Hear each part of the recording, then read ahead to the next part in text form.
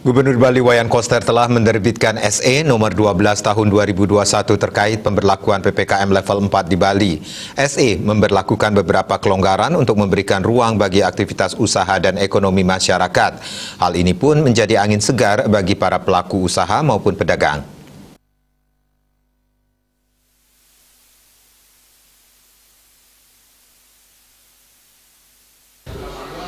Surat edaran baru tersebut salah satunya menjelaskan pedagang kaki lima, toko kelontong, dan lain-lain sejenisnya diizinkan buka dengan menerapkan protokol kesehatan yang ketat sampai pukul 21.00 WITA. Pelaksanaan kegiatan makan atau minum di tempat umum seperti warung makan, pedagang, dan lapak jajanan dapat dilakukan dengan maksimal pengunjung makan di tempat 25% dari kapasitas dan waktu makan maksimal 30 menit. Jam operasional dibatasi sampai pukul 20.00 WITA. Hal ini pun mendapat respon positif dari para pedagang karena mendapat kesempatan untuk membuka dagangannya kembali, tetapi tetap menerapkan prokes secara ketat. Juga bersyukur, berterima kasih sama pemerintah karena sudah memberikan kebijakan yang lebih baik daripada sebelumnya. Mungkin sangat besar harapan kami, semoga COVID-19 ini, pandemi ini berakhir dan kita semua bisa beraktivitas seperti biasa, entah itu pedagang, entah itu pekerja, dan yang lain-lain, semua bisa beraktivitas seperti biasa.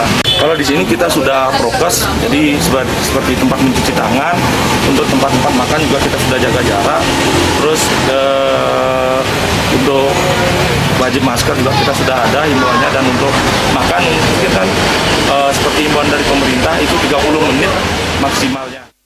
Pedagang lainnya yang berada di seputaran pasar juga menyambut baik adanya kelonggaran PPKM level 4 tersebut. Selama PPKM, metode pesan antar lebih banyak digunakan karena berpengaruh pada omset penjualan yang turun hingga 80%.